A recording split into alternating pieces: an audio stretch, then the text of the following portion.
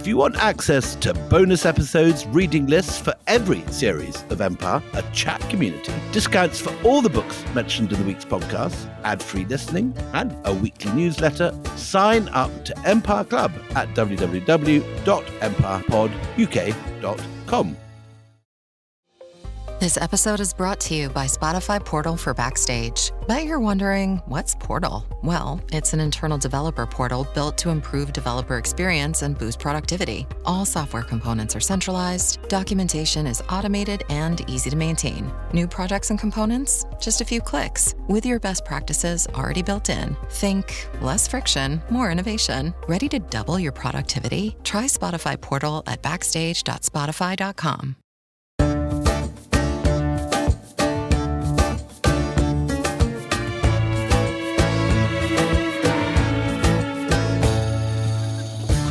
Hello and welcome to Empire with me, Anita Arnand. And me, William Dalrymple. Very exciting. We're embarking on a 4-chapter mini-series today on one of the most influential writers of the 20th century. This is a man who started his life in Imperial Burma.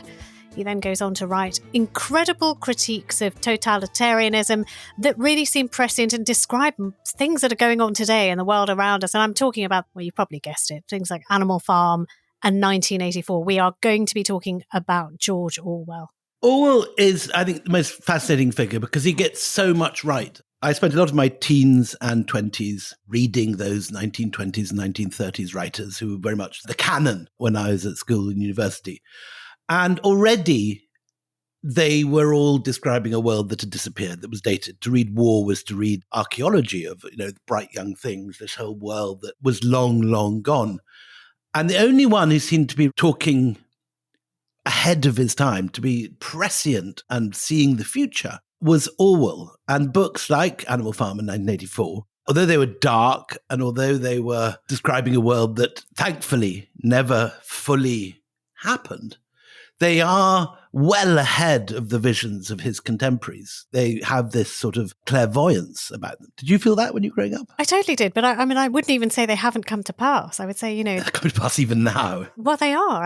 Sort of 1984 talks about rewriting history on the trot and it changing one day to the next. We are living in a situation where AI can put out news coverage, which is completely conflicting and often confected from what was put out the day before, and entire swathes of the world will buy it because it's there, it's on screen, it looks official. And the ones who sort of tilt at it or cry out about it are often denounced. So, I found his writing utterly gripping when I was growing up. I loved a dystopian fiction. Him and Huxley together, I read in tandem, and what they were talking about at the time felt impossible and like a nightmare. But as we've grown older and time has gone by, they are not really so nightmarish and outlandish. So, look, there are lots of biographies written about Orwell. I think about 7 really good ones. And one of his biographers, DJ Taylor, puts it really well. He says, at the heart of Orwell's worldview, it might be said, lies modern man's struggle to come to terms with the absence of God and the need for secular morality that would somehow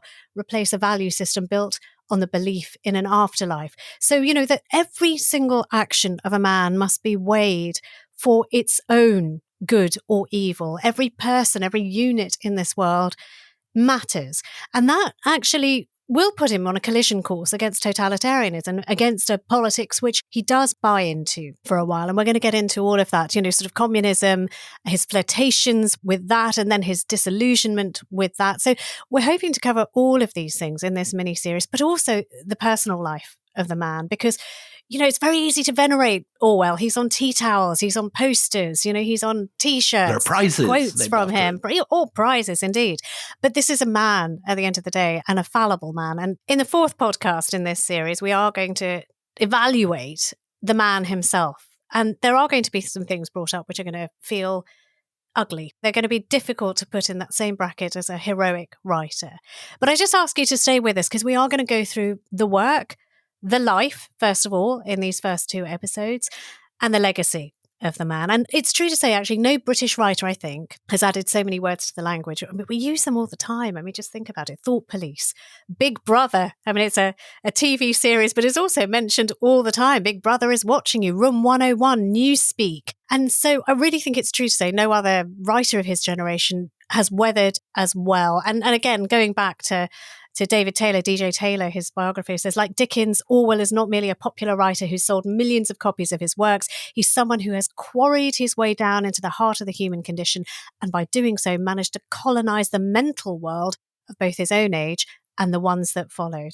Taylor also says how that sensation that we have today of Orwell speaking to us is something that people have been having over the last 70 years since he died. In the time of the Vietnam War, people were looking at the newsreels saying, it's as if Orwell had seen these. And he's sufficiently current that after the American election, when Trump was inaugurated, the sales of his novel 1984 went up by 900% in 1 week. Oh, that's amazing. Which is extraordinary. And then, of course, just the word Orwellian, which is, shorthand for so much of what we fear might happen in the world if everything goes wrong. And there are these different phases of his life, and we're going to be looking at them in 4 different episodes and his 4, in a sense, great pluses and minuses. First of all, in this episode, we're going to look at his attitude to imperialism and colonialism, where again, he's sort of, hundreds of years ahead of his contemporaries, while Evelyn Waugh is looking at the colonial world and writing that the going was never so good. It's Orwell that immediately sees the fetid, dark, censored, authoritarian nature and exploitative nature of imperialism, which we, it seems very current today, but, it was not immediately obvious to people who were enjoying going on P&O cruises and sailing through the tropics and arriving to grand balls in Government House, either in Calcutta or in Colombo or in Yemen or wherever it was. And then there's the second phase, where he's writing about fascism, and that's going to be the second episode about Spain, talking about the Spanish Civil War, which is such an incredible moment in Orwell's life, Homage to Catalonia, his book that came out of that. Then we're going to look at the era of his anxiety about the totalitarian nature of communism with Animal Farm and 1984. And then in the final episode, we're going to look at his flaws of his personal life. And this is very much leaning on the work of the wonderful Anna Funder, whose work, Wifedom, Mrs. Orwell's Invisible Life, is going to be guiding us, and she's going to come on and tell us about that. And if you want to hear all 4 of these, and I think they're really interesting, and it kind of helps actually to listen to them one after the other, you can just binge in one go. Join Empire Club. That's empirepoduk.com, empirepoduk.com, and you get them all in one big flood. And I think it's kind of useful because these aren't 4, it feels like they're 4 different people we're talking about, but this is one man and one man's life. But William, let's start with Bihar in India and Eton, which is not in India, but in Windsor. And tell us how these were 2 real foundation stones in what made, George Orwell, but he wasn't born George Orwell, was he? He was Eric Blair at the very beginning. And he has this lovely quote. He says, "People always grow up like their names. It took me nearly 30 years to work off the effect of being called Eric." Apologies to all Erics out there.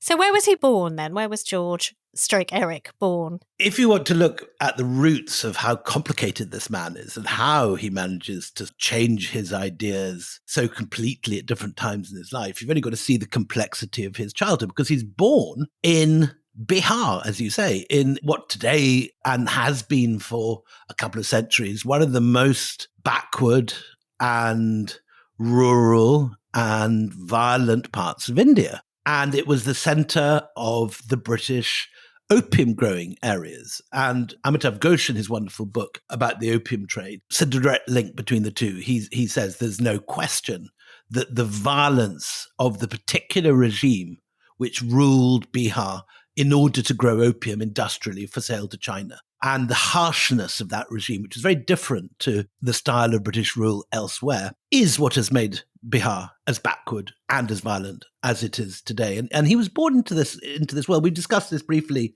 when we were doing the Opium Wars series, but he's from this classic colonial family. He's, like myself, Lowland Scots in origin. Unlike my family, he has slave owners who ran Jamaican plantations way back. And there is this sensation that Orwell grows up with, that his family had been on a sort of downward trajectory from 18th century wealth, and they still had the sort of big 18th century paintings in the house. But it was a very small house that barely fitted all this stuff. And it was a life where his wife would have to pawn the family silver in order to get out to Spain and this sort of thing. Just to give you an idea of time, I mean, he was born on the 25th of June, 1903. The house, you can still visit the house. It'll surprise you. It's classic colonial in style, but it's tiny. I mean, it's not a huge, great pile, even though, as William says, he's got wealth in the family, sort of great-grandfather being rather wealthy, running 2 Jamaican plantations. So his father was Richard Walmsley Blair, the 10th and final child of his parents. And,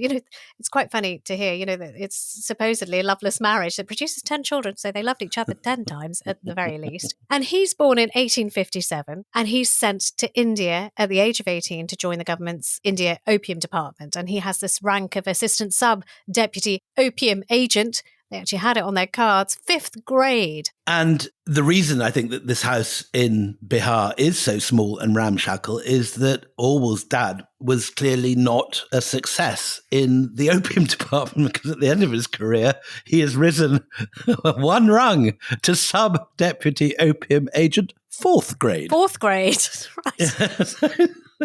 So he was a spectacularly unsuccessful and sounding rather uninteresting dad.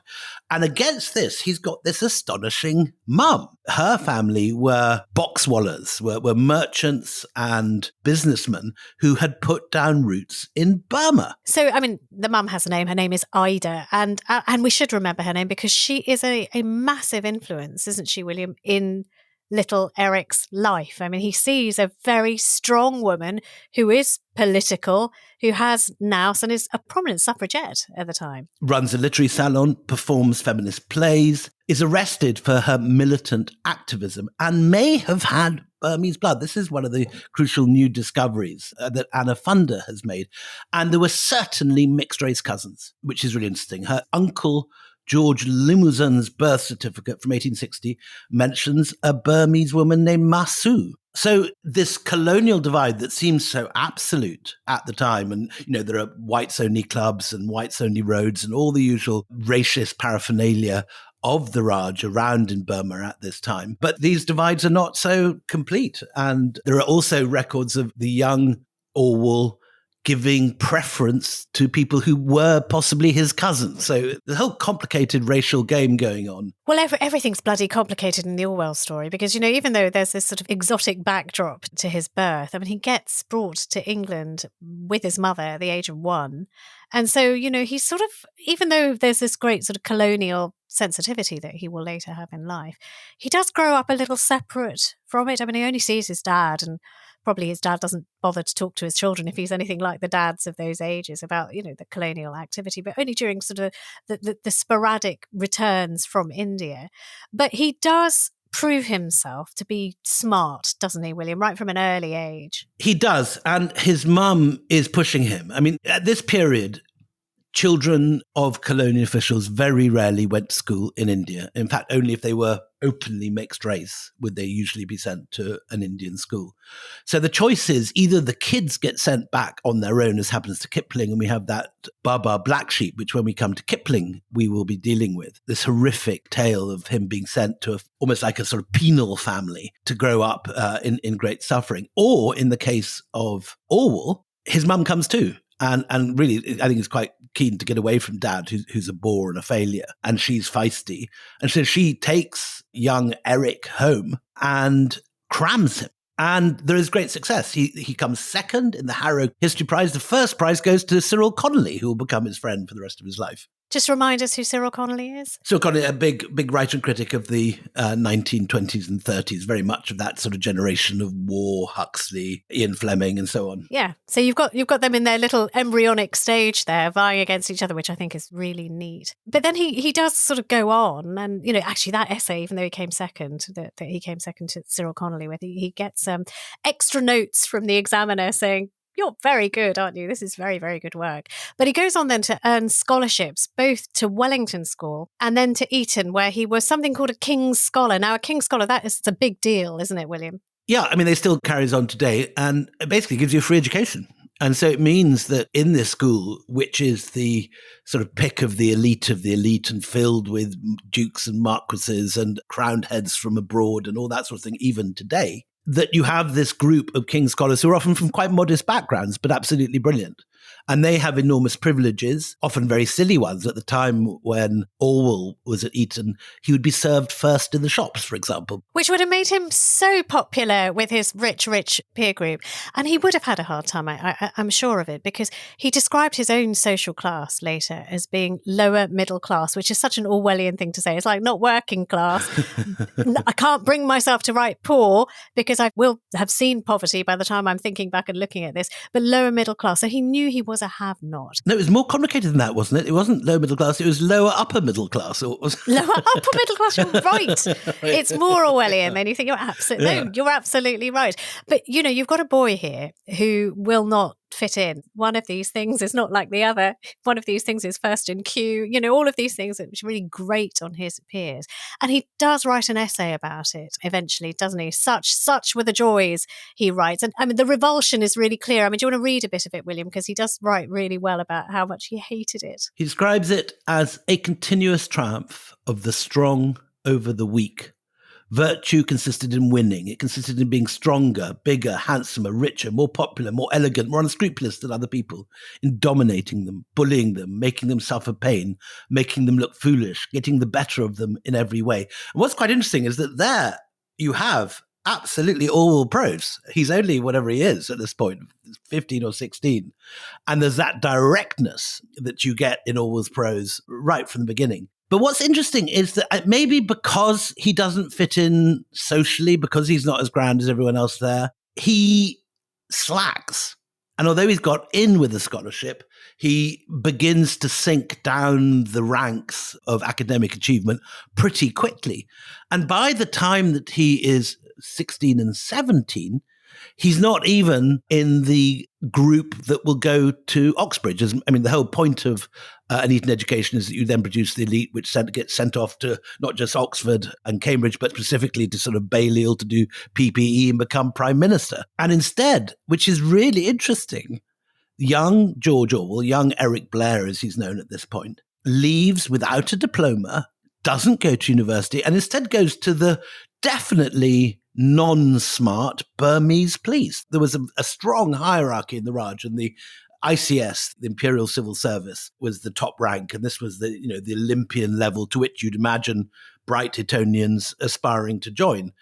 And at the bottom two rungs of the Imperial Service list, just up from being a squaddy in the army, is the PWD, which is the Public Works Department in charge of sewers and things, and equally low is the police. And this, surprisingly, is where King scholar young George Orwell joins. And so it's a bizarre choice, and no one quite understands it. That may be a really bad choice, a life choice that he makes. He makes a arguably worse one. He joins the police with there's no way around it. It's a Hitler moustache. If you look at pictures of young Orwell from 1922 to 1927, he's got this unmistakable Hitler moustache. And it is a really sad thing, but a lot of men did at that time. It was seen as incredibly fashionable in the 1920s to have that kind of moustache. Anyway, we'll let that slide for a moment. But, the kind of surveillance, the kind of fear that people had of imperial police, you can feel that that's all going into him and into his mind at this time, and it will then be regurgitated up in 1984. So he's there in the 20s in Burma, and we should say what Burma is at this time. It's still a province of India. So Rangoon had transformed from this old teak port into an imperial metropolis. You've got these great Victorian boulevards, you've got gardens where roses are forced to survive and blooms in tropical profusion, as they put it. Very, very beautiful place to be. It's attracting Armenian, Tamil, Bengali, Chinese, Japanese traders. And in the 1920s, more migrant workers set sail for Burma than across the Atlantic Ocean. So it is the place to be. The Burmese dream. Not the American dream, it's the Burmese dream that is gripping people. And this is really quite important because, today we often associate Burma with a military government, revolution, poverty. It's a backwater. And it takes quite a leap of the imagination to realize that it was actually much more prosperous in the 1920s than most of India. And at the center of it was the logging trade and various extractive industries, particularly Burma oil. BP starts its life as Burma Oil. And it's the same company that goes on to become the Anglo-Persian oil company that we dealt with in our Persia series. And it's making a ton of money. And because he's seeing the seamy side of life, because he's in police stations involved in interrogations, because he's seeing people being beaten up and interrogated, he gets very quickly what perhaps, his more privileged contemporaries do not see. They could be sitting in their clubs imagining this is all hunky-dory, but he understands very quickly that imperialism is about extracting what can be taken and oppressing in a totalitarian ways the people who live there. Yeah, I mean, there's also another aspect to this, which we covered with your brilliant son, Sam Dalrymple, which is, when Burma is this prosperous in the 1920s and is it's this magnet for workers from everywhere else. This isn't always easy for the native Burmese population to swallow. They're seeing massive amounts of immigration, all of the rhetoric that goes with, floods of people coming in, they're taking our jobs, there's nowhere to live. All of that is happening also in the 1920s. And he's there for that as well. So you see colonialism smack bang on top, the kind of depredations of taking wealth out of a country if you're a colonial power, but then also the kind of chaos that's simmering underneath when there's less to share between people who are underneath, how the othering of people takes place. So all of that is in the mix when you've got the formative years of George Orwell. And he's posted in interesting places as well, isn't he, William? Because, sort of from Mandalay, which, the road to Mandalay to Qatar, he does learn a lot about the culture. He learns both Burmese and Hindustani, which is a mixture of Hindi and Urdu. But even though he's learning all these things, he doesn't quite fit in, does he? He doesn't like it. And from the moment that he arrives, he gets a reputation as an outsider, as someone that's sitting in his room reading. And this is where he begins this massive campaign of reading, which he hadn't really done at school. He wasn't regarded as a particularly literary boy when he was at school. But in Burma, separated from his friends, not particularly enjoying his colleagues in the police force, mixing with a kind of a strange selection of oddbods. He goes to the local Karen church, which is an ethnic group of hill tribes who've converted to Christianity, and he makes friends there. The fact that he has, as you said, learnt pretty fluent Burmese means that he can converse with the local Burmese far more, obviously, than most colonial officials. And there's a very nice line in the introduction to his first novel. There's a gorgeous passage in the introduction written by Emma Larkin. And she says, as a policeman in Burma, Orwell saw the underbelly of the empire, not the triumphant bugles or bejeweled maharajas, but the drunken Saabs pickled by heat and alcohol in mildewed clubs, the scarred and screaming Burmese in their prison cells. He witnessed firsthand the devastating effects of repressive government, and it troubled him deeply. Unable to share his views with the enthusiastic empire builders around him, he retreated, like the hero of this novel that he will write, John Flory, to, and this is the lovely quote from Orwell himself, to live silent, alone, consoling oneself in secret, sterile words. I mean, that's gorgeous. The other thing that happens is that if you were in any doubt as to whether this man was perhaps leaning to one side a bit too much, even to this day, Burmese people often have their knuckles tattooed. It's a thing. And he had his own knuckles tattooed as well. These little blue circles on his knuckles. You can see it in the rural areas even now. And it's meant to be a protection against bullets and snake bites. And, it's meant to ward off evil. And he does this. So to anybody looking from outside, this would be Eric Blair, George Orwell going native. Join us after the break when we find out what happens next.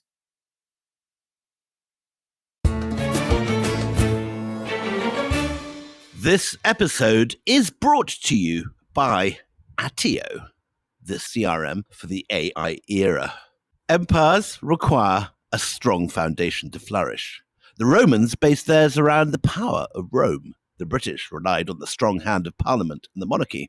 Attio understands that every business needs its own stable foundation. Instead of trying to build your business on top of generic tools, Attio's AI-driven CRM means that anyone can build a CRM that works for their unique needs and purpose. Attio's built to support your business from day one. Empires also require efficiency. Rome would be nothing without its roads. Britain would just be an island without its sea power. Attio can give you real-time customer insights and a platform that grows with you, so you can finally stop wasting time trying to shape your business around somebody else's software and get on with what matters most, your customers. With Attio, you can do the real work of building your own empire, whether it's that small business, a startup, or an international corporation. Try Attio for free at attio.com/empire.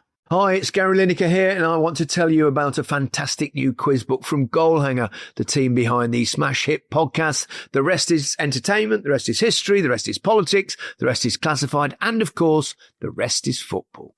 The rest is quiz is packed with over 1,000 brilliant questions to test your trivia knowledge against your friends and family. And from 1st of October to the 31st, you'll be able to pre-order a copy from Waterstones for half price using the code REST2025. REST 2025.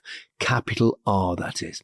Pre-order your copy of the Rest is Quiz by Goalhanger from Waterstone using the code REST with a capital R 2025. Now. It is a world in which every word and every thought is censored. Every friendship can hardly exist, where every white man is a cog in the wheels of despotism. Free speech is unthinkable. All other kinds of freedom are permitted. You are free to be a drunkard, an idler, a coward, a backbiter, a fornicator, but you are not free to think for yourself. And that's not 1984. That is Orwell in his first novel, Burmese Days, inspired by this period, working for the police force. And this is the moment when Orwell first encounters a totalitarian society. And this is what he recognizes colonial Burma to be. There is no freedom for the colonial Burmese. And although Orwell himself later coins the phrase doublethink, meaning the acceptance of contrary opinions or beliefs at the same times, especially as a result of political indoctrination, it is his experience in Burma, not in sort of Eastern Europe or in fascist Spain, or seeing how the Stalinists operate in the 1930s. It's in colonial Burma that he first gets this. But he also experiences something else. Just because you embrace a cause doesn't mean the cause necessarily embraces you, because he also writes about how he knew that often when he walked past, Burmese people were baiting him. They were insulting him. And in his words, they hooted after me when I was at a safe distance.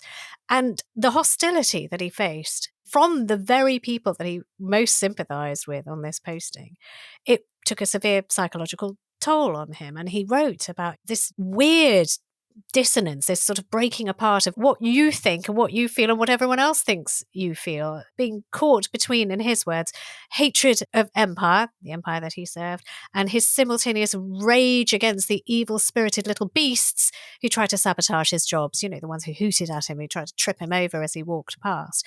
And all of this leaves a lot of conflicting emotion in this young man, who's still a young man, let's not forget, and feeling, and this is again a quote from Orwell himself, all for the Burmese and all against the British as a normal byproduct of imperialism. And yet, feeling this terrible separation and loneliness and pain and like the frustration of being misunderstood and all of that, which again, if you have read anything of Orwell, you will see all of these things channeled into people like Winston Smith. We'll get into sort of the specifics of the books in another episode, but you can see all that complexity, all that sort of self-hatred and self-questioning, all the tracks of that are kind of being laid down even at this early point. I think one of the things that his biographers wrestle with, and David Taylor is very aware of this, is the degree to which Orwell self-mythologizes. And when he's writing later about himself in Burma, he projects backwards onto that early George Orwell, a political sophistication and left-wing anti-colonial ideas that perhaps he didn't have at the time, or which were only half developed at the time.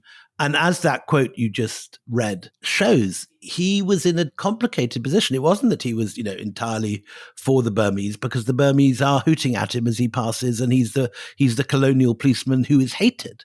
And there's an essay he writes later, which is a wonderful, wonderful essay, which I read again yesterday, called Shooting an Elephant. And it's him in the 1930s writing about his time as a particularly memorable moment as a young police officer.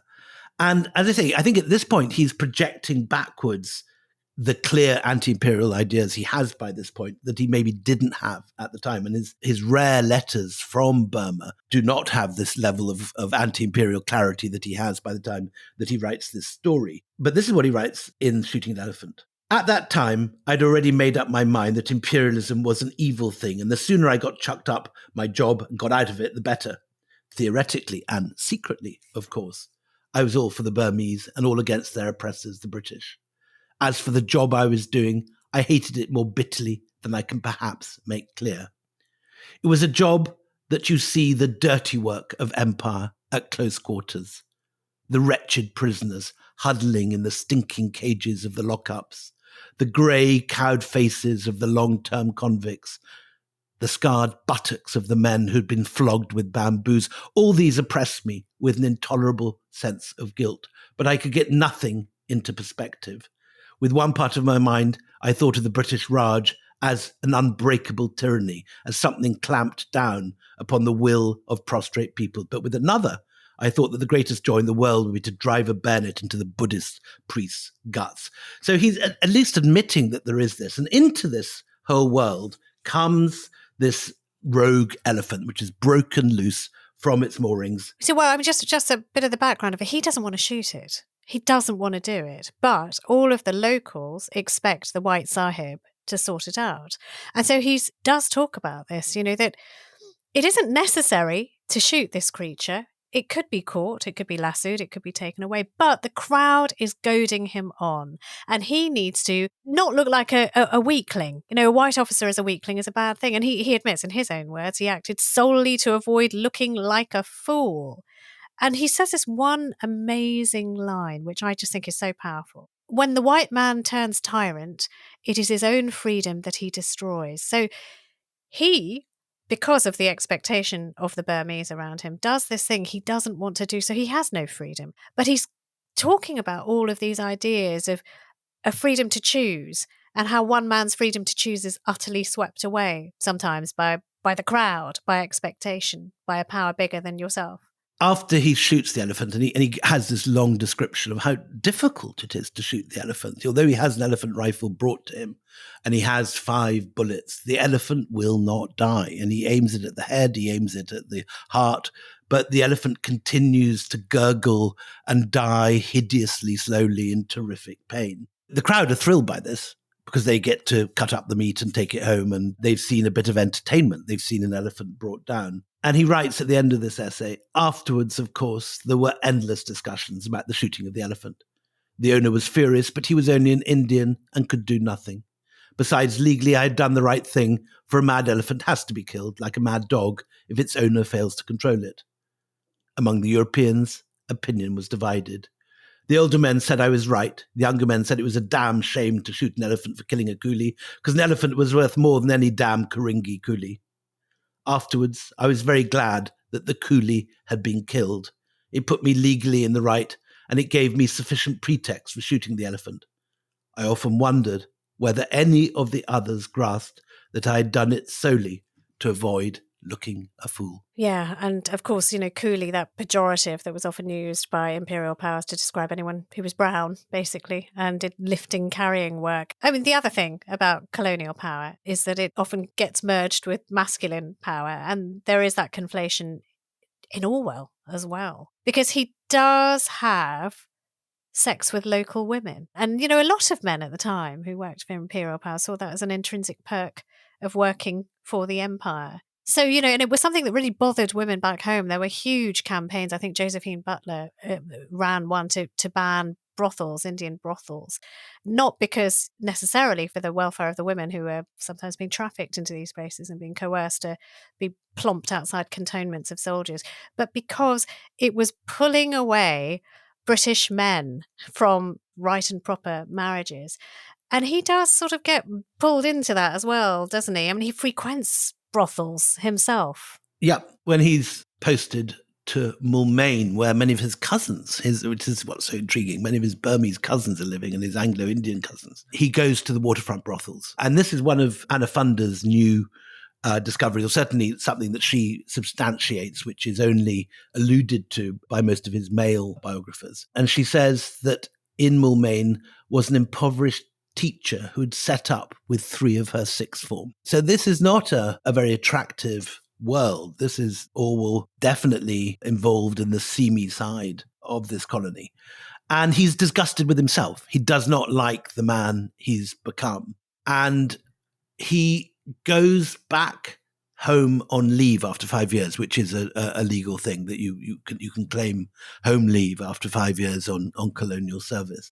And he just refuses to return. And his father, who is now on the 4th grade of his deputy sub-opium agent, or whatever he'd risen to, the dizzy ranks he'd risen to, is of course horrified and almost cuts him off at this point and is furious that he doesn't do what the father thinks to be the decent thing and go back and have this career as a policeman in Burma. But by this stage, it is indeed the sheer isolation and loneliness that he's felt in Burma that has made him into this bookish boy. And by this time he comes back to England in 1927 and resigns from the colonial police force, he knows he wants to be a writer. And he doesn't hang around either. And he knows he's good.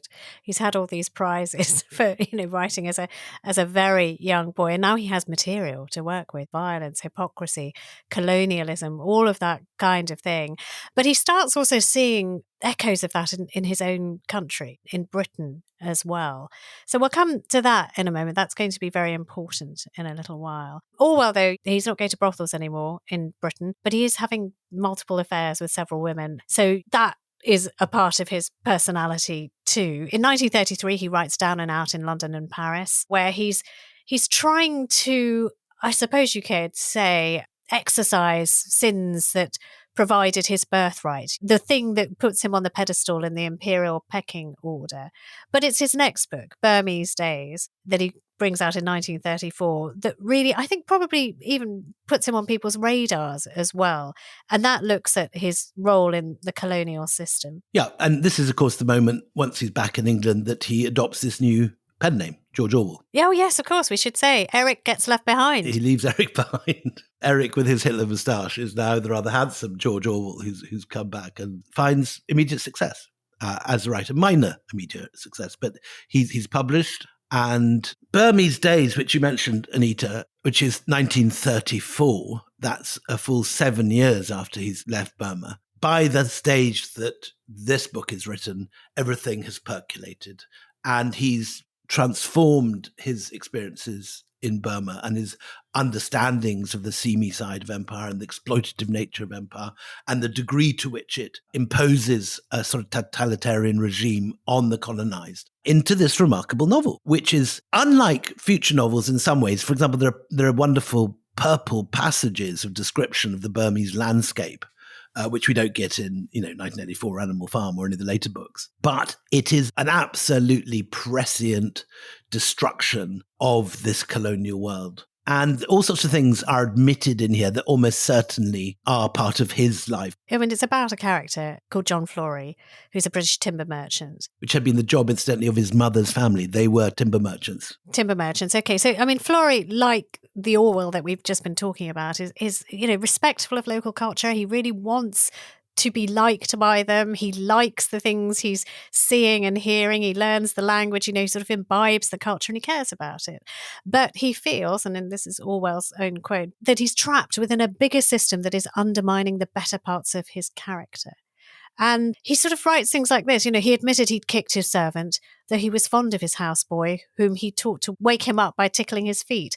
Sort of like strange little admissions like that, which are so personal. You can sort of assume that That's what happened in his real life, I think. But it does talk about the systemic injustices of colonialism too, doesn't it, William? And it's all of the Orwell food groups come up in here. It's a very dark novel, and it ends with Florey circling downwards through these clubs into sort of drunkenness and ultimately suicide. The book ends with Florey committing suicide, shooting himself. And so this was not a happy moment in Orwell's life, but it does set him up. And as you hinted when you were talking about the road to Wigan Pier, I think the fact that he's now very much on the side of the oppressed, which wasn't a given when he went out to Burma, forms the trajectory that he will pursue in his next phase in life, when he becomes now this very left-leaning socialist. He's interested in the working classes, the underbelly of the country. And this is very much the Orwell who will take up the Republican cause and go and fight in Spain. And one of these really interesting little tidbits, if you've read 1984, you'll remember that these great states which are forever at war, one of them is Oceania. And it's been suggested Oceania is exactly Imperial India. You know, that kind of intellectual subjugation that takes place in Oceania is the template that Imperial India provides him. And there are arguments made that Animal Farm is also partly based on his experience of Burma. The oppressive Raj, institutional crushing of people rather than an ideology. Good men can be corrupted if there is an imperial order, you know, so you've got pigs who eventually are corrupted by the system. And like I said, we won't talk too much about the books right now, but these are the things that are in the pig trough, if you like. They feed these images that will come up later in his books. What's the legacy, would you say, within Burma itself for Orwell's works? I mean, do they read it? What do they think of it? They do. I mean, one of the things that Orwell takes away from his time as policeman in Burma is how power corrupts, that power corrupts even those with initially noble intentions, like his hero, John Florey. When you go to Burma today, they very much see Animal Farm in 1984 as about them.